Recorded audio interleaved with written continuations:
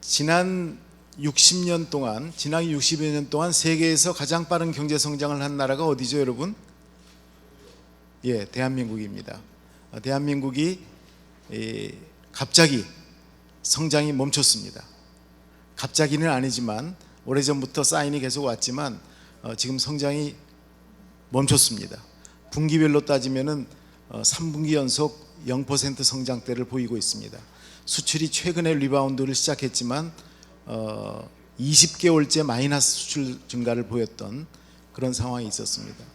첫 번째 지금 당면하고 있는 과제가 저성장, 저금리, 저물가 이슈고, 두 번째가 고령화, 양극화 이슈입니다. 세 번째는 이 디지털 이슈입니다. 디지털 산업이 이노베이션이 너무 빨라서 모든 산업뿐만 아니라 개인의 생활까지도 이제는 우리가 디지털에 익지 않으면 커뮤니케이션이 잘 안 되는, 그래서 나이가 들수록 이 디지털에 스마트해지지 않으면 살기가 힘듭니다.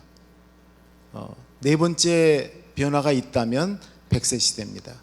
세상 자체가 이 50년 살던 인간이 100살 사는 인간으로 바뀌는 세상으로 완전히 바뀌었습니다. 유엔이 창설될 1945년에 인간의 평균 수명은 50세였습니다. 50대였어요. 지금 70년이 지난 지금 보니까 어나더 50년을 한 번 더 사는 거예요. 이게 50 플러스입니다. 50년 한 번 더 산다 이거예요. 그래서 이제 OECD 국가를 중심으로 이 50 플러스에 대한 이 팔러시가 필요하다, 이런 정책이 필요하다 해가지고 50 플러스 정책들이 유럽이나 미국이나 이 선진국을 중심으로 만들어지고 있고, 금년에 서울시에서 50 플러스 재단을 만들기에 이르는 겁니다. 그 얘기는 조금 이따 말씀드리기로 하고, 그래서 이 50 플러스 이 인생 2막은 뭐 50 플러스로 나눠도 좋고, 지금까지 산 거를 1막으로 보고 지금부터 여러분들이 살 거를 2막으로 보셔도 됩니다. 그런데 대개 이제 50 플러스를 얘기할 때는 50까지는 정말 몸을 던져서 생계형 일자리에서 뛰는, 도전하고 경쟁하고 열정을 보이는 이런 시대였다면, 이거를 바탕으로 50 플러스에서는 이제는 감사하고 나누고 공유하고 슬로우 라이프에 들어가는, 그리고 마지막 노후 준비를 하는, 노후 준비는 대개 80세 이후입니다. 그리고도 20년이 남았으니까, 그래서 전환하고 준비하고 어디에 있거나 조화로운 그런 포지션으로 바꾸는 이런 그 생각과 행동의 틀을 아예 이렇게 달리 해야 된다라는 말씀을 드립니다. 그래서 일은 평생 하는 겁니다. 우리가 은퇴하고 일을 안 하고 이런 세상이 아닙니다. 사실은 요새 일자리가 예전하고 많이 달라져서 일자리가 막 사라지고 그러니까 그렇지, 일은 평생 하는 건데 50까지는 만약에 생계형 일자리라고 하면 50 플러스 때는 이제 일거리, 이 공원형으로, 사회공헌형 모드로, 또 내가 즐길 수 있는 모드로, 나눌 수 있는 모드로 바꾸는 게 바람직하고, 그리고 마지막으로는 일감이 있어서 손에서 일을 놓지 않고 뭐든지 도와서 마무리하는, 이렇게 평생 일은 하는 것이다, 이렇게 인식을 하는 게 좋을 것 같습니다. 그래서 이제 인생 2막을 여러분들이 오늘부터 새로운 인생 2막으로 지정을 한다고 하면, 인생 2막을 리디자인할 때 제일 중요한 팩터들입니다. 그 인간의 행복을 연구하는 이 연구 단체가 전 세계적으로 굉장히 많이 있는데, 그 중에서 75년 된 연구기관이 인생의 행복을 가름하는 가장 중요한 팩터를 여러 가지 인터뷰를 해서 물었습니다. 75% 이상이 미국에 있는 연구소인데, 리치, 이 돈 버는 거 하고, 그 다음에 아너드, 높아지고 명예를 얻고 하는 이런 쪽으로 대답이 나와요. 그런데 행복과 그것이 연계가 되는가를 봤더니 상관관계가 크지 않아요. 돈이 많다고 행복하지 않고 높아진다고 행복하지가 않아요. 그러면 정말 행복한 사람들이 갖고 있는 가장 중요한 요인이 뭘까? 팩터가 뭘까? 이렇게 봤더니 good relationship이에요. 좋은 관계가 많은 사람이 행복해요. 실제 UNDP에서 2년마다 국가들의 삶의 질 리포트가 나오는데 되게 못 사는 나라들이 행복의 그 지수가 굉장히 높습니다.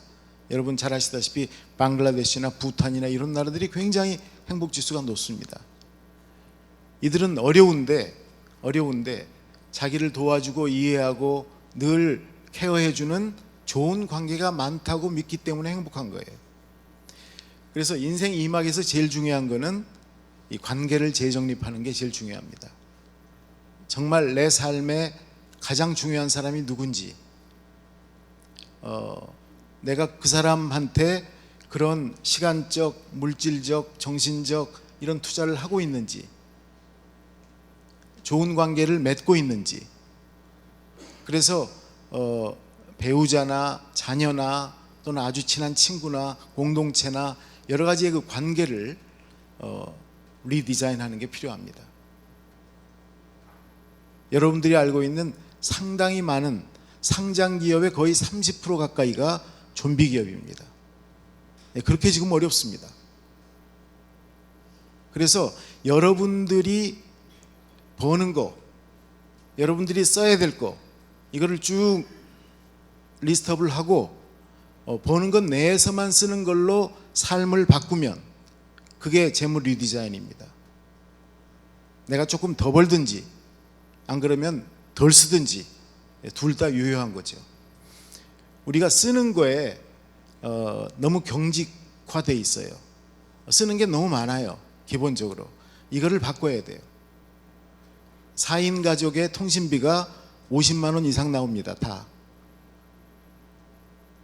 옛날 같으면 5만 원이면 될 게 50만 원 이상 나요. 다 스마트폰 7, 8만 원씩 나오고 전화 따로 있고 인터넷 연결해서 TV 보고 뭐 이렇게 하면 미니멈 그 정도 나와요. 근데 그거를 5만 원으로 줄이면 45만 원이라는 잉여가 생겨요. 그런 걸 생각해 보셔야 돼요, 여러분. 내가 65살인데 캐시플로우가 없다. 내가 가지고 있는 집을 가지고 얼마든지 캐시플로우 만들 수 있는데 그런 생각은 안 해요. 100kg 남아하면 되는데 그런 생각은 안 하는 거죠. 이게 다 재물 리디자인입니다. 건강도 마찬가지예요. 건강이야말로 재무하고 똑같습니다. 건강은 내가 무엇을 먹느냐, 인풋이 뭐냐, 내가 어떻게 엑서사이즈 하느냐, 아웃풋이 뭐냐에 달려 있습니다. 많이 먹으면 건강하지 않고, 너무 기름진 걸 먹으면 건강하지 않고, 너무 탄수화물 많이 먹어도 건강하지 않고, 그런 겁니다. 가장 심플하게 우리의 건강을 지켜주는 겁니다. 웰다잉 마찬가지입니다. 어느 순간에 우리가 하늘나라로 불려갈지 모르기 때문에 웰다잉을 준비하는, 오늘을 최선을 다해서 사는 삶, 그리고 이 인생 2막을 재설계하면서 또 플랜 B를 생각하는 삶, 이런 거는 웰다잉을 준비하는 삶이죠. 그래서 이런 팩터들이 있다는 것을 말씀을 드립니다. 버려야 될 거, 버리지 말아야 될 거를 잠깐 말씀드리겠습니다. 이 돈이 있어야 행복하다라는 것은 아까 말씀드린 것처럼 사실이 아닙니다. 행복과의 상관관계가 돈하고는 그렇게 크지 않습니다. 그건 실제 여러분들이 주변에서 많이 느끼실 거예요. 뭐 돈이 정말로 많은 큰 재벌이라고 행복한 거 아니잖아요. 그래서 이 정말 행복하려면 돈이 있어야 행복한 게 아니라 아까 말씀드린 대로 좋은 관계를 자꾸 만들어가는 것, good relationship을 만들어가는 것, 이게 행복의 지름길이다. 두 번째는 이제 이 나의 주장을 강요하고 나의 주장을 자꾸 얘기하고 하는 게 버려야 될 사항으로 바뀌었어요. 정말로 버려야 돼요. 왜냐하면 우리가 아는 세상보다 세상은 더 빨리 변해요. 지금 여러분 그 제4차 산업혁명이나 이 디지털라이제이션의 그 이노베이션이 뭐 그냥 인공지능이나 가상현실이나 뭐 자율주행 뭐 이런 것뿐만이 아니라 우리 삶까지도 IoT, 빅데이터, 머신러닝으로 삶까지도 다 침투해서 어마어마하게 변하고 있습니다. 그래서 우리가 옛날에 생각했던 우리의 성공이 내일의 성공 방식하고 같지 않습니다. 우리가 생각했던 체계적인 아이디어나 논리가 앞으로도 꼭 맞는다는 보장이 없습니다. 지금은 내 주장을 강요하기보다 내 자식들이나 내 손자들에게도 들어야 됩니다. 오히려 경청해야 됩니다. 경청하고 배워야 됩니다. 그래서 배움과 나눔이 너무너무 중요합니다. 인생 이막에서는 배움과 나눔이 중요하다. 세 번째는 이 외국에 대해서 저희가 좀 독특합니다. 우리나라가 외국에 대해서 독특한데 사실 우리나라 60년의 경제 성장, 어마어마한 성장을 했는데 그 어마어마한 성장의 바탕에는 우리가 교육이 뭐 뛰어났던 것도 아니고 우리가 기술이 있었던 것도 아니고 우리가 자본이 있던 나라도 아닌데 그거 다 외국 도움 받아서 했습니다. 교육은 선교사들이 와서 학교 지으면서 시작했고 기술이나 자본은 다 외국에서 빌려왔습니다. 지금 성장이 멈췄습니다. 이제 멈췄는데 또 외국 도움 아니면 못 살아가게 생겼어요. 인구가 줄고 특히 경제활동 인구가 줄는데 우리 다문화 가족이 이 공백을 메꿔주지 않으면 경제활동 인구의 숫자가 막 감소하기 시작합니다. 외국이 더구나 이 다문화 이 국가가 우리의 은인입니다. 은인이 될 것입니다. 그래서 이 국수적인 태도나 또 차별하는 태도나 또 이 토종에 대한 이 호모지니어스를 강조하는 거나 이런 거에 대해서 우리가 다시 한번 생각해 봐야 되고 또 우리 스스로도 일자리가 만약에 동남아시아를 무대로 하면 일자리 무지하게 많습니다. 우리가 보고 듣고 이 한 안목과 식견과 경험만으로도 동남아시아에 가서 창업하고 창직하고 비즈니스를 잘할 요소가 너무 많습니다. 거기는 성장이 아직도 있기 때문입니다. 그래서 외국에 대해서 이 글로벌 시대에 대해서 여러분들이 프렌들리하게 생각하셔야 된다. 네 번째는 대박의 꿈입니다. 이제는 성장이 없는 시대는 아주 안정적인 시대에는 이 땀과 노력으로 저는 그래서 이 사실 자립형 일자리나 자급자족형 일자리 여기에 이제 궁극적인 답이 있다고 보고 땀과 노력으로 이루어가는 삶 이렇게 딱 이 생각을 자기의 필라소피를 만들어야 될 것 같아요. 대박이라는 거는 신흥 개발도상국 같을 때 많이 있는 현상이고 안정이 안 됐을 때 많이 있는 현상이라고 느껴지잖아요. 예. 그러니까 이 피와 땀과 노력으로 이루어가는 그런 삶이 맞겠다. 자, 마무리를 하겠습니다. 나중에 여러분 그 50플러스 재단의 그 커리큘럼이나 이런 내용들 한번 보시면서 지금은 은평구밖에 없어 조금 불편하실 텐데 이제 계속 생길 거니까 관심 갖고 좀 해주시고요. 저는 마지막에 알파벳으로 살기 해가지고 이 말씀을 드리고 마치겠습니다. A, B, C, D, E, H입니다. A, B, C, D, E, H. 에이징은 이제 우리가 나이가 들어가는데 젊게 늙기. 젊게 늙으려면 내가 정체성이 있어야 되고 내가 누구인지 알아야 되고 꿈이 있어야 됩니다. 우리가 인생 2막을 들어갈수록 이 정체성과 꿈을 잃어버릴 때가 많습니다. 젊게 늙으려면 저게 살아나야 됩니다. 그래야 열정이 생깁니다. 그래야 젊어집니다. 웃을 때 얼굴 잡는다고 젊어지는 게 아닙니다. B는 브랜드입니다. 이 브랜드는 내가 지금까지 살아온 거를 어셋으로 만들자예요. 내가 지금까지 살아온 것은 나밖에는 없어요. 그게 아무리 어렵고 힘든 과정이었다고 할지라도 그럴수록 여러분의 특화된 어셋이 됩니다. 여러분의 브랜드가 됩니다. 그를 살려서 어셋으로 만들자. C는 캐시플로우입니다. 캐시플로우는 100세까지 살기 때문에 이 계속해서 캐시플로우가 생기지 않으면 안정적인 삶을 살기가 어렵습니다. 그래서 지금 여러분들이 어떤 일을 하시든지 일을 하면 받는 소득의 한 30%는 미래의 캐시플로우로 다시 묶어야 됩니다. 그래서 뭐 국민연금, 퇴직연금, 또 개인연금 이런 이 캐시플로우 만드는 거, 뭐 그런 게 아니면 가지고 있는 부동산으로 캐시플로우를 만들든지 아니면 지금 10억을 가지고 은행에서 예금을 받으면 한 달에 한 120만 원 받아요. 근데 여러분이 120만 원 일할 수만 있으면, 일해서 120만 원 벌 수만 있으면 10억 자산가보다 훨씬 건강하고 그게 이 어울리는 삶인 겁니다. 그러니까 사실은 오래 일할 수 있으면 10억 자산가보다 나은 거죠. D는 디지털 경쟁력입니다. 아까 말씀드린 대로 디지털 경쟁력이 없이는 이제는 이 커뮤니케이션도 단절이 되는 그런 세상이기 때문에 D고, 에버그린은 E는 평생 일하는 거다. 일이라는 것은 늘 하는 거지 은퇴가 따로 있고 그런 게 아니다. 그리고 이제 마지막은 이 상처받은 거를 회복해서 다시 재정립하고 가는 치유의 삶, 이런 걸 갖자. 그래서 제가 이 알파벳으로 살기를 인생 2막 재설계에 여러분들한테 권면을 드립니다. 감사합니다.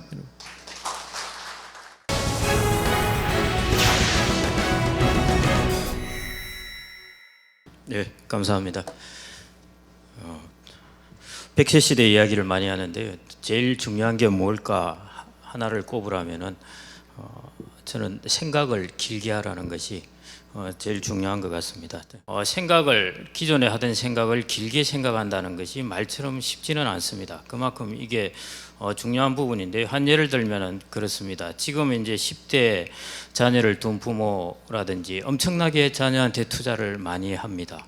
왜냐하면은 지금 20, 30대 이런 사람들을 보니까 청년 취업난이고 난리가 났습니다. 그러니까 큰일 나겠다, 지금부터 엄청나게 투자를 해야 되겠구나 하고 자기의 노후는 일단 차치하고 거기 투자를 합니다. 자, 그럼 우리나라보다 한 20년 정도 앞서간다는 고령화에 있어서 일본을 한번 보시죠. 그래서 조금 길게 본다는 것이 그겁니다. 일본은 지금 한 몇 년 전부터 나오는 이야기가 이제 노후 파산이라는 이야기도 최근에 나왔고요. 뭐 고독사, 뭐 폭주노인, 뭐 이런 등등 많은 이야기들이 나오고 있는데, 한편으로 일본은 또 어떤 이야기가 나오냐면은 청년들이 요즘 취업이 너무 잘 된다는 이야기입니다. 왜냐하면은 고령화가 진행되면서 고령자의 숫자는 아주 초과 공급으로 많아지고 청년의 숫자는 적어지다 보니까 당연히 청년의 가치가 높아졌기 때문입니다. 우리나라가 20년 후에 되면 어떻게 될 건가 하면은 비슷해집니다.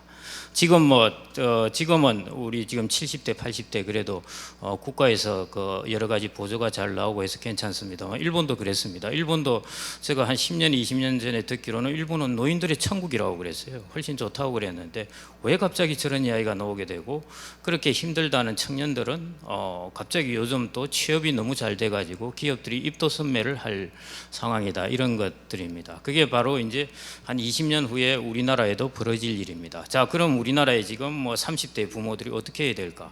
짧게 보면은 그렇습니다. 짧게 보면은 지금 자기 옆에서 벌어지고 있는 자기 조카의 30대 조카가 일어나는 일을 보고 행동을 하는 것이고요. 길게 본다면은 우리나라보다 한 20년 앞서가는 일본에서 어떤 일이 일어나는가를 보고 자기의 자원의 배분을 결정하는 겁니다. 뭐냐? 한 20년 지나고 나면은 자기의 10대 자녀는 훨씬 취업이 잘 될 거고 자기는 훨씬 어려워질 거라는 것입니다. 생각보다. 그렇다면은 지금 자원 배분을 오히려 생각보다 다르게 해야 된다는 것이죠. 역발상으로. 그것이 이제 길게 보는 것 중에 하나이고요. 앞으로도 더더욱이 길게 봐야 됩니다. 아까 뭐 100세 이제 호모 헌드레드라는 이야기가 아주 일상화됐는데 그것조차 바꾸어야 될 시대가 오고 있습니다. 그 영국의 이제 유력 주간지죠, 디 이코노미스트지의 커버 스토리로 8월 13일 나온 것이 제목이 치팅 데스트입니다. 번역을 하자면은 죽음을 피한다, 죽음을 면한다, 이런 뜻이라고 보시면 될 것 같은데요. 그 내용의 요지가 재밌습니다. 지금까지는 평균 수명을 늘려왔습니다. 그러니까 우리가 뭐 75세, 80세, 85세 이렇게 평균 수명을 늘려왔는데 최대 수명은 못 늘렸습니다. 그거는 무슨 뜻이냐면은 아무리 평균 수명은 늘어왔지만은 사람들이 100세, 105세 되니까 갑자기 우르륵 다 죽어버리더라는 것이죠. 그게 수명 절벽입니다. 그게 최대 수명인 거죠. 그러니까 최대 수명에 계속 근접하게끔 영양가나 이런 것이 좋아져서 이제 수명은 늘어왔는데 그래도 100세에서 105세 되니까 다 거의 대부분 거의 99%가 다 사망을 하더라는 것이 지금까지였습니다. 자, 실리콘밸리는 무슨 일을 하고 있냐면은 이 최대 수명의 벽을 뻥 차가지고 밀어버리는 겁니다. 최대 수명의 벽을 120살로 밀어버리는 겁니다. 실리콘밸리에 있는 사람들은 지금도 이 정도면 가능하다고 자기들 기술로서 이야기를 하고 있습니다. 그래서 이 부분이 아마 가능할 예정이고요. 디 이코노미스트의 이야기는 이게 가능해지면은 우리나라 전체 세계의 사회적인 변화 이런 변화들이 얼마나 크게 다가올까 하는 것에 대한 간단한 어떤 좀 예시의 기사였는데요. 그거는 일단 그런 건 차치하고 제일 중요한 메시지가 그거입니다. 이제 실리콘밸리에서는 인간의 최대 수명의 벽을 밀기 시작하는구나 하는 부분입니다. 그러니까 구조가 변한다는 것이에요. 자, 우리가 구조가 변한다면은 어떤 것이 우리가 이게 바닷가에 집을 짓고 있는데 폭풍 같은 것이 올 때와 쓰나미 같은 것이 올 때와 아주 태풍이 올 때는 완전히 다릅니다. 우리가 준비해야 될 게 구조가 변할 때는 우리도 구조를 변화시켜야 됩니다. 그래서 우리도 장기적으로 구조를 변화시켜서 대응을 해야지 단기적으로 야 재테크를 조금 잘해서 뭐 돈을 조금 더 벌어볼까 뭐 이렇게 단기적으로 이렇게 대응하다 보면은 자기는 최선을 다한 것 같은데 세월이 흐를수록 뭔가 어려워지는 것, 그것이 단기적으로 대응하는 사람의 특징이고요. 자산운용도 그렇습니다. 단기적으로 열심히 트레이딩한 사람은 자기는 엄청나게 열심히 하는 것 같은데 세월이 흐를수록 뭔가 별로 힘만 든 것이 이제 단기적인 대응이고요. 장기적인 구조를 잘 짜놓은 사람은 크게 일을 하는 것 같지 않은데 세월이 흐를수록 시간의 힘을 받아가는 것이 장기적으로 대응을 잘하는 것입니다. 그래서 장기적 대응을 잘하는 구조를 짜는 사람은 결국 시간을 자기 편으로 만들어가는 그런 사람인 거죠. 저게 이제 금리에 따라서 변하는 일의 가치인데요. 자, 월 100만 원, 1년 하면 1200만 원이죠.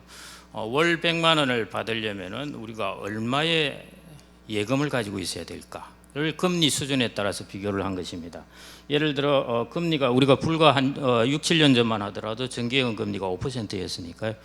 금리가 5%일 때는 2억 4천만 원이 있으면은 월 100만 원을 받을 수 있습니다. 금리가 4%일 때는 3억 한 6천만 원 정도가 늘어나는데 금리가 1%일 때는 12억 원이 있어야 100만 원을 받습니다. 뭐냐면은 우리가 일을 해서 버는 100만 원의 가치가 금리 5%일 때는 2억 4천만 원의 정기예금 자산가하고 같은 가치라면은 금리가 1%일 때는 12억 원의 정기예금을 가진 자산가하고 같은 가치라는 것입니다. 돈의 가치가 떨어진 반면에 일의 가치는 쑥쑥 올라갔다는 것이 초저금리에서 일어나는 제일 중요한 특징입니다. 그래서 여기 오늘 두 번째 세션에서 이 인적 자본, 일에 대해서 재조명을 하자는 것이 바로 이런 중요성 때문입니다. 또 하나 인적 자본이라든지 사람, 나의 가치는 장수사회에서 제가 아까 최대 수명의 벽을 밀어버린다고 그랬는데요. 장수사회에서 중요한 부분이 바로 이겁니다. 옛날 같은 경우에는 예를 들어 60세에 퇴직을 했다 하고 나서 자기가 3년 동안 열심히 공부를 하고 어디 투자를 했습니다. 기술도 배우고. 근데 이거를 가지고 좀 써먹고 돈을 벌려 그러면은 그 몇 년 하고 나면은 바로 아프고 사망합니다. 그러니까 투자를 해봐야 수지가 맞지 않습니다. 투자를 해서 수지가 맞으려면은 투자한 거에 대한 대가를 오랫동안 벌어들여야 수지가 맞습니다. 그러니까 그때는 퇴직하고 자기 자신한테 투자 안 하는 게 맞습니다. 그렇지만은 지금은 뭐냐면은 자기 자신한테 예를 들어 한 3년 혹은 뭐 한 4년 정도 자기 자신한테 투자를 하고 학교도 다니고 기술도 배우고 하고 났더만은 그걸 써먹을 수 있는 기간이 한 20년 되더라는 것입니다. 한마디로 장수사에서는 나에게 투자하는 것이 수지 맞는 때이라는 것입니다. 그래서 초저금리 장수사에서는 바로 이제 일에 인적 자본이 그 가치가 이렇게 쑥쑥 올라갈 수가 있다는 것입니다. 자, 그래서 일자리 중에 우리가 제일 많이 한 것은 제가 괜히 죄 없는 닭을 끄집어냈는데요. 치킨집인데 요즘은 이동했습니다. 아시다시피 편의점으로 이동했습니다. 그런데 편의점 역시 또 치열한 경쟁이죠. 옛날 저희 세대 때 오파상하고 비슷합니다. 장사 잘 되면은 전화 하나, 책상 하나 갖다 놨다가 안 되면은 우르르 커터 나가고 이거하고 비슷한데요. 그거보다 훨씬 더 어렵습니다. 왜냐하면은 편의점이나 치킨집은 고정 자본이 오파상보다 훨씬 많이 들어가기 때문에 한번 만들었다가 철수하는 데 있어서 그 충격이 큽니다. 자, 보통 50대, 60대 우리나라 이제 은퇴 후 창업을 많이 하는데요. 이 레드오션입니다. 한번 보시면 50대, 60대 인구가 지금부터 계속 증가합니다. 다행스럽게도 50대 인구는 조금 있다가 증가하지는 않고 그 수준인데 60대 인구는 또 계속 증가합니다. 그러니까 은퇴 후에 창업을 하려고 단순 소자본 창업이라고 그러는데 그런 단순 소자본 창업을 하려고 저렇게 기다리는 사람들이 저렇게 줄을 서 있다는 것입니다. 그래서 레드오션이죠. 저런 레드오션 시장에 뛰어드는 것은 별로 바람직하지가 못합니다. 특히 단순 소자본 창업이라고 하는 건데 이 치킨집은 그냥 창업이 아닙니다. 그걸 제가 그냥 창업을 안 된다고 그러는 것이 아니라 단순 소자본 창업이라 그는 아무 기술 없이 창업할 수 있다. 그 다음에 거대한 자본이 아니라 적정한 자본 정도만 있으면 창업할 수 있다. 그럼 어떻게 하겠습니까? 웬만하면 아무나 뛰어든다는 것입니다. 그거는 경쟁이 치열할 수밖에 없습니다. 거기서 돈을 버는 사람은 두 명이 있습니다. 하나는 임대업자와 하나는 인테리어 업자입니다. 다른 정작 이걸 하는 사람은 못 봅니다. 세상의 진리가 비슷한 게 옛날에 샌프란시스코 이쪽에 미국 서부에 금광이 발견됐을 때 떼부자가 된 사람들은 금을 캐러 간 사람이 아니라 숙박업소하고 곡괭이 팔고 청바지 팔았던 사람들입니다. 이거하고 비슷한 거죠. 요즘 임대료 계속 올라가는 거예요. 이 사람들이 계속 창업하겠다고 들어오니까 임대료는 올라갈 수밖에 없죠. 이게 기술의 장점을 간단하게 설명을 드리면요. 우리 저희 어머님들은 피난 와서 예를 들어 삭바느질 기술 하나로도 삶을 생존을 가능하게 합니다. 기술이라는 것은 그래서 생존을 가능하게 합니다. 오히려 금보다 더 생존에 필수적입니다. 기술이라는 것은 금은 가지고 있다가 분실하거나 잃어버리면 끝입니다. 그런데 자기가 가지고 있는 기술이라는 것은 누가 빼앗아 갈 수도 없습니다. 그래서 가장 생존의 최후의 우리가 라스트 리조트라 그러는데 최후의 수단이 이제 그 자기가 가진 기술이라는 것입니다. 그래서 아마 유대인들은 그런 아무리 학식이 있더라도 그런 기술은 하나쯤 같이 익히게 하는 그런 정책을 쓴 것 같습니다. 그다음 기술은 글로벌하게 쓰일 수 있습니다. 저는 어디 미국이나 캐나다 가면은 편의점 해야 됩니다. 다른 거 할 수 없습니다. 할 수 없는데 가방을 만드는 제가 어떤 다른 분 이야기를 읽어보니까 그냥 일본에 건너가서 한 7년 동안 가방 만들다가 또 이태리 가서 또 가방 만들다가 이 양반은 언어가 필요 없습니다. 그러니까 기술은 글로벌하게 쓰일 수 있습니다. 그 다음에 고정자본이 필요 없죠. 옛날 저희들이 어릴 때 우산 고치는 사람 그냥 이게 통에 펜치하고 우산 살 몇 개 들고 와서 우산 고칩니다. 요즘 배관공도 마찬가지고 고정자본이 필요 없습니다. 그런 부분의 장점이고요. 그 다음에 시간이 갈수록 전문성이 깊어지는 거죠. 시간과의 싸움에서 시간을 내 편으로 만드는 전략이 하여튼 장수시대는 제일 중요한 것입니다. 시간을 나의 적으로 만드는 전략은 무조건 실패하게 마련입니다. 시간이 갈수록 전문성이 깊어지니까 시간이 나의 편이 되는 것이고요. 그 다음에 기술, 여러분들이 뭘 만드시거나 뜨개질을 하든가 하면은 몰입이 됩니다. 몰입이 되기 때문에 몰입은 건강을 가져옵니다. 우리가 참선에 들어가면은 한마디로 몰입이 되는 것인데 그거와 비슷한 그런 경지에 들어서게 되는 거죠. 그 다음에 이제 중요한 것이 아까 윤만호 이사장님도 말씀하셨지만은 아까 관계 재설정 말씀을 하셨는데요. 노후가 되면 사회적 관계는 계속 줄어듭니다. 그 줄어드는 관계를 일을 하다 보면은 할 수 없이 그 관계는 또 다시 설정될 수밖에 없습니다. 일을 하면서 우리가 스마트폰을 통해서 또 여러 사람하고 접촉하면은 그 관계가 다시 생기게 되기 때문에 그 일은 또한 그런 관계를 또 만들어 줄 수 있습니다. 그래서 기술은 이러한 장점들을 가지고 있다는 것이죠. 그래서 향후에 아까 오전에 1인 1연금 저 그 이야기 듣고 참 이게 맞는 말이다 생각을 했습니다. 저것도 캠페인을 벌여야 될 텐데 지금까지 1가구 1연금을 생각을 했는데 이제 1인 1연금을 생각해야 되듯이 1인 1기라는 부분도 좀 생각해 봐야 되지 않나 싶습니다. 향후에 1인 1기에 유리한 환경들이 많이 옵니다. 모바일 하나로 가지고 요즘은 다 많은 일을 할 수 있기 때문에 이전에는 회사를 만들려면 무슨 격리하는 사람도 두어야 되고 마케팅하는 사람도 두어야 되고 그렇습니다. 그렇지만은 요즘 모바일은 격리와 마케팅 이런 거 다 해줍니다. 다 해주기 때문에 자기가 핵심적인 자기의 기술, 핵심적인 자기의 전문성만 하나 가지고 있으면은 다른 것들의 부수적인 비용은 아주 싸게 가능한 시대가 왔기 때문에 1인 1기에 훨씬 유리한 환경이 오게 된 것입니다. 그래서 창직의 시대가 왔다고 하는 것이고요. 그 뭐 여러 가지가 있을 수 있습니다. 기술도 뭐. 근데 이제 일본도 그렇고 시니어 비즈니스 쪽이 다음 3세션에서 이제 하는 것이 시니어 비즈니스인데요. 그래서 오늘 세션을 잘 정리해 놓은 것 같은데요. 시니어 비즈니스에서 유망한 분야들이 많이 펼쳐집니다. 이것이 65세 이상 인구의 전년비 증가 숫자입니다. 이것은 65세 이상 인구 숫자가 아니라 65세 이상 인구의 전년비 증가 숫자입니다. 보시면은 지금부터 한 10년 동안에 증가 속도, 가속도가 붙습니다. 막 65세 인구가 확 더 증가하다가 한 10년 후부터 또 한 20년 동안은 거의 비슷하게 한 50만 명, 매년 50만 명 정도가 계속 증가합니다. 대단하게 많이 증가하게 되는 거죠. 저런 쪽에 이제 시장이 넓으니까 가급적 시니어들은 또 퇴직한 사람들은 저 시장을 잘 알고 있으니까 프렌들리하니까 저런 시장을 바라보시면 좋겠다는 겁니다. 예를 들어 뭐 노인 이주 컨설팅, 왜냐하면 이제 첫 번째 집에서 이제 두 번째, 세 번째 집으로 이제 자꾸 이동하기 시작하는 거기 때문에 나는 어디로 이주해야 할까 이런 고민이 많습니다. 거기에 대한 컨설팅을 해준다든지 첫 세션에서 아까 한 이야기가 그거이지 않습니까? 그 다음에 고령자가 되면은 집수리를 막 하게 됩니다. 자기한테 편하게. 그래서 고령자 집수리 전문가. 그래서 제가 인테리어 업자에게 고령자 집수리하는 전문으로서 좀 브랜드를 한번 만들어봐라 그런 이야기를 했었는데, 그다음에 이제 나이가 들면은 애완동물을 많이 키우다 보니까 뭐 애완동물 컨설팅, 그다음에 장기 요양, 그다음에 미용실, 뭐 제가 일본 예를 계속 들어서 그랬습니다만은 일본은 편의점만큼 많은 미용실이 있다고 그러는데, 왜냐하면은 나이 들어서 제일 값싸게 자기를 이쁘게 보일 수 있고 젊게 보일 수 있는 방법이 성형하고 머리를 고치는 것이기 때문에 그런 쪽에 수요가 많이 생겨난다는 것입니다. 그래서 이런 시니어 비즈니스 분야 이런 데도 이제 유망할 수 있고요. 자, 그래서 이제 기술 쪽을 이제 말씀드렸습니다. 첫째, 인적 자본이 되게 이제 중요하기 때문에 자기 자신한테 많은 투자를 해라. 3년, 5년 투자도 좋습니다. 하여튼 좀 길게 보시고 투자를 하라는 것이고요. 두 번째, 어느 쪽으로 그럼 나의 인적 자본에서 가치를 생산해낼까 하는 것에서 자기 자신이 가진 전문성과 기술을 계속 만들어보고 그 브랜드를 키워보라는 것이 두 번째 이야기였습니다.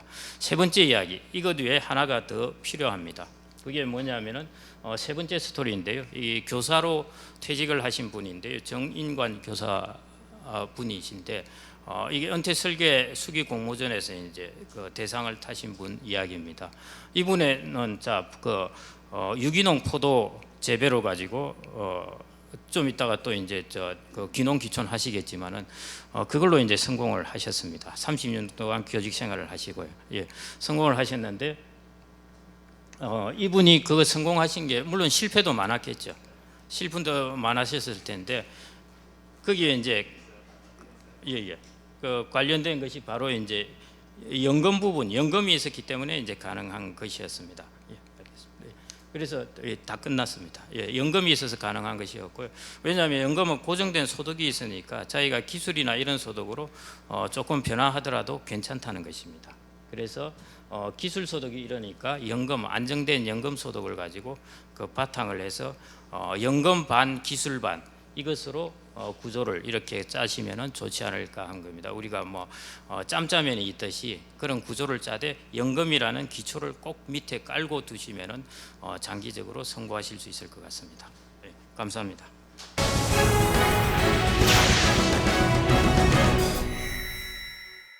이 귀농귀촌 돈 들여서 하면은요 다 사기당하고 다 망합니다. 그러니까 돈 들이지 마시고 내 몸뚱어리 하나로 시작한다라고 생각하시고 내 몸을 쓰지 않으면 다 비용이고 다 돈이에요. 그 돈은 에너지지 않습니까? 돈 끊기면은 그 다음에 살기 힘듭니다, 시골에서. 그러니까 3천만 원으로 폰나게 산다라는 생각하지 말고 내가 내 봉사하고 더불어 살고 소통하며 살고 나누며 산다라고 생각하시면은 귀농귀촌 어렵지 않습니다. 귀농귀촌 하는데 기본적인 3원칙이 있습니다. 선교육 후 귀촌, 선귀촌 후 귀농, 선임대 후 매입입니다. 먼저 교육받지 않으면 아무것도 안 됩니다. 도시식으로 생활하면은 시골에 가서 다 문제가 되니까 먼저 시골에 대해서 아는 거, 겸손하는 거, 중용하는 거 이거 배우고 그 다음에 귀촌하는 겁니다. 귀촌이라 하면은 이 사회적 소통입니다. 소셜 믹싱. 시골 굉장히 배타적이고 자기보다 잘난 사람들 인정하기 싫고 우리끼리의 그런 관습률을 잘 만들고 있습니다. 그거 이해하지 못하고 더불어 하지 못하면 시골 생활 제로입니다. 그러니까 교육, 우리가 제일 잘하는 게 교육받고 익히고 그러는 거 아닙니까? 대한민국이 교육공화국이니까요. 그러니까 그거 하시고 그 다음에 지역사회에 들어가서 먼저 지역사회 사람으로서 인정을 받고 그러고 나서 농사지면 문제가 없습니다. 근데 농사부터 지은다라고 하면은 여러 가지 말 나옵니다. 그러지 말고 그다음에 귀농 귀촌에서 실패할 확률이 있습니다. 확률을 최저한으로 줄이는 것이 임대입니다. 임대. 그러니까 먼저 빌려서 살다가 진짜 텃세가 세고 안 맞고 그러면은 다른 데로 옮기거나 다시 도시로 역귀농 할 수가 있습니다. 근데 제일 바보 같은 유형이 덜컹 사요. 비싸게. 그리고 거기다가 집 커다랗게 져요. 그리고 나서 5월 달에 한참 할아버지 할머니들 바빠서 일하시고 그러는데 친구들 다 모여가지고 호호히히 낙낙 바베큐하고 돼지고기 냄새 팍 풍겨요. 그분들한테 인사 한마디 없고 속에서 뭔가가 시골 사람들이 끌어올리죠. 그리고 의무는 하나도 안 하고 권리만을 주장합니다. 시골 사람들 우습게 보는 거죠. 한 칼에 당합니다. 그러니까 먼저 지역사회에 적응하고 임대해서 살아보고 그리고 잘 되면 내려가자. 여기까지가 결론이고요. 이제 좀 들어가 보도록 하겠습니다. 쭉 설명드렸는데 베이비 부머가 1차, 2차, 3차에서 1850만 명이 2035년까지 지속적으로 은퇴할 것입니다. 여기를 준비를 안 하면은 뭐 어떻게 될 수가 없습니다. 고령화는 계속해서 급속하게 진행돼서 2040년도에는 전국이 50% 이상, 고령화율이라는 것은 전체 총 인구분의 65세 이상의 인구가 차지하는 비중입니다. 2031년도에 총인구 감소하고 2020년까지 인구 보너스 시대고 오너스 시대 온다라고 하는데 이미 제가 봤을 땐 몇 년씩 앞당겨서 있습니다. 뭐 우리 사회 거짓말 하면 안 됩니다. 통계를 통한 거짓말 많이 있는데 거짓말하지 않고 진실을 있는 그대로 보여줘야 됩니다. 저는 지금부터 8저 8고의 불황사회가 온다, 복합 불황사회가 온다라고 보는데 기본적으로 저수요는 저투자를 만들고 저고용을 만들고 저소비를 하고 저금리로 가고 저물가로 가고 저성장으로 가고 그것이 그 결과치가 저출산입니다. 이 형태로 갈 수밖에 없고 우리는 이미 이 형태로 드라이브 걸어서 깊숙이 들어가고 있습니다. 그러면 정부나 국가에서는 어떻게 대처를 할 겁니까? 세금 많이 걷어야죠. 담배세부터 인상하고 술값 올리고 제일 만지작거리고 싶은 게 부가가치세, 일본 소비세 올리는 것처럼 그거 올리는 거 제일 좋습니다. 근데 그거 올리면 어떻게 됩니까? 그러니까 정부는 세금만 올리고 니네 뭐 하냐라고 하니까 우리 규제 개혁하고 열심히 바꾸고 있다라는 거 얘기하겠죠. 그렇지만은 기업은 뭐 거제 뭐 굉장히 심각합니다만 부도 계속해서 날 것이고요. 부도 난 사람들은 실업자가 될 것이고 그것을 국가는 복지로 해결하려고 그럴 것이고 그 일자리 있는 사람과 없는 사람들은 차별이 굉장히 많이 심하게 앞으로 될 겁니다. 대한민국.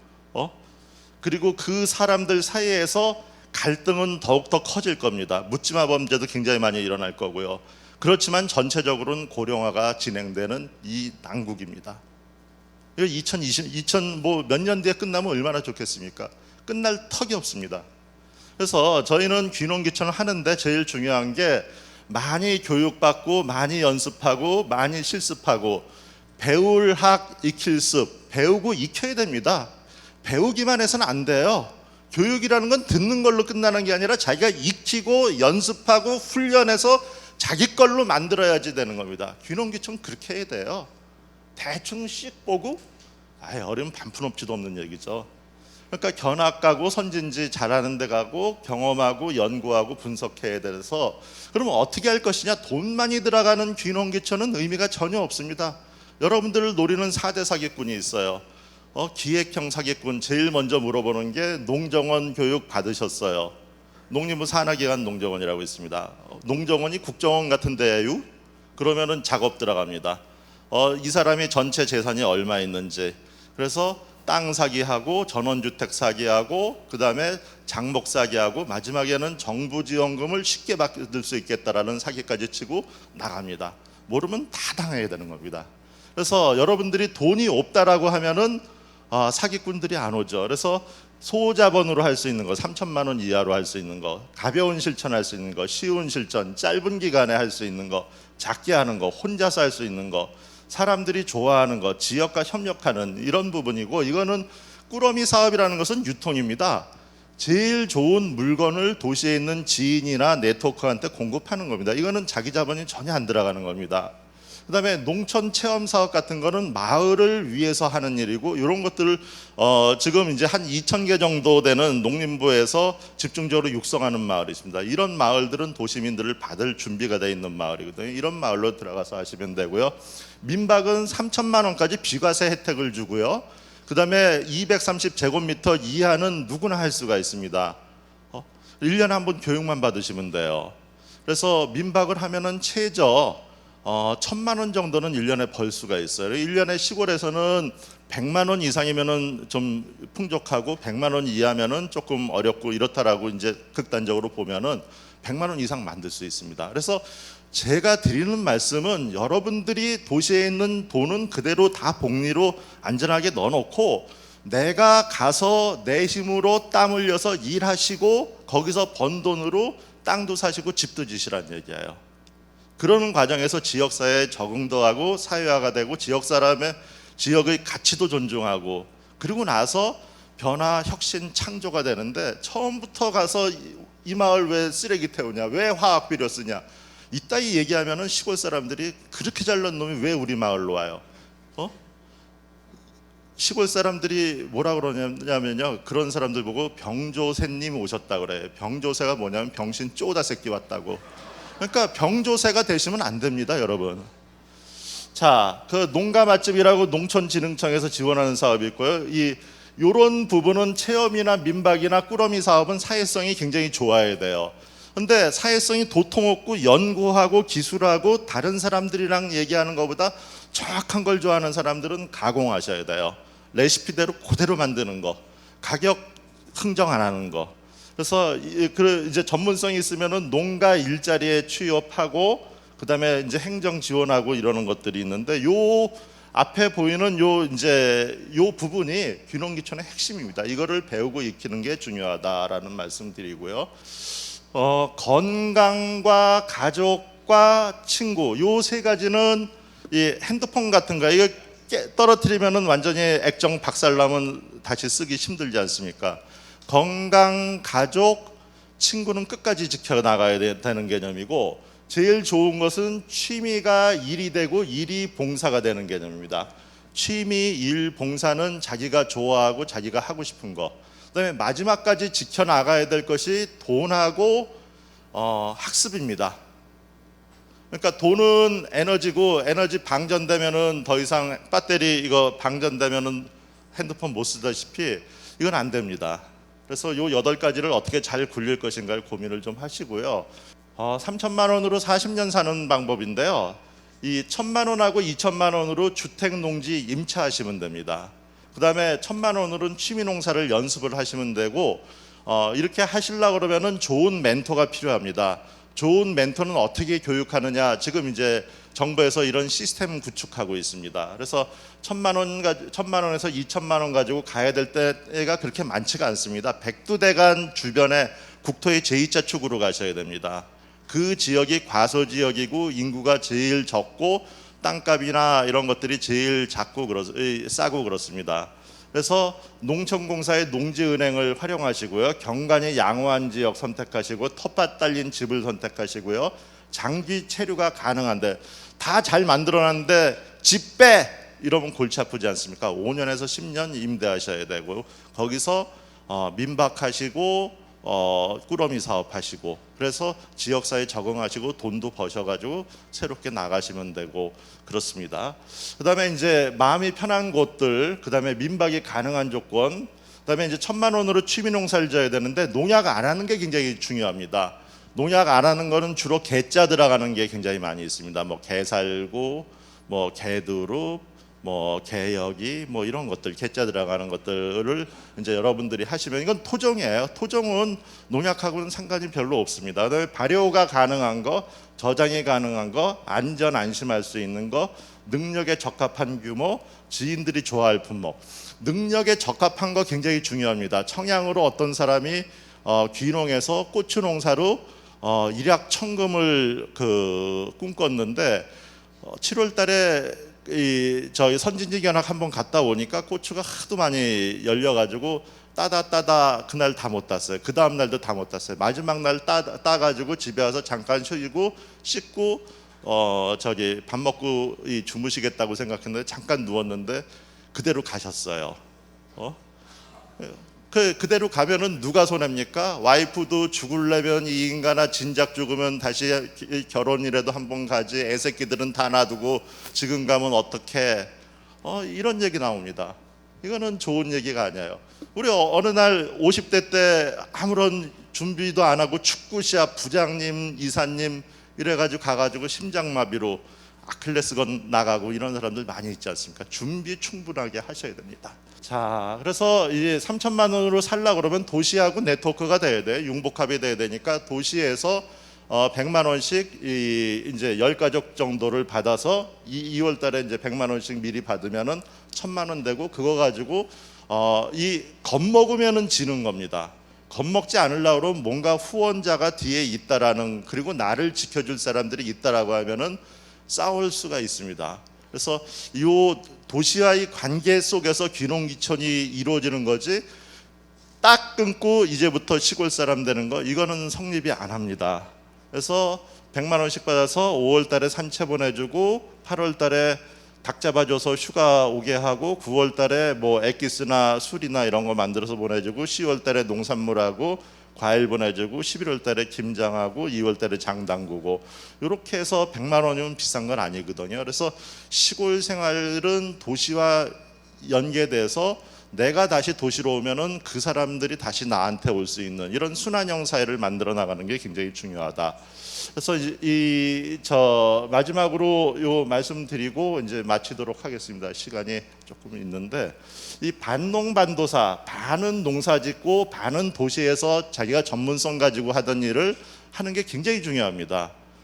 도시는 이 금융자본주의에 익숙한 데인데 시골은 여기 핸드폰에 뭐 밴드나 카톡 같은 것도 할머니들 못 해요. 밴드 하세요 그러면 뭐 데일 밴드 이래 버리거든요. 이래서는 안 되니까 이 도시하고 이 농촌하고 소통하는 그 가교 역할을 귀농귀촌 하시는 분들이 좀 하셨으면 좋겠고요. 이제 초기에는 교동공장을 외우고 실천하면 됩니다.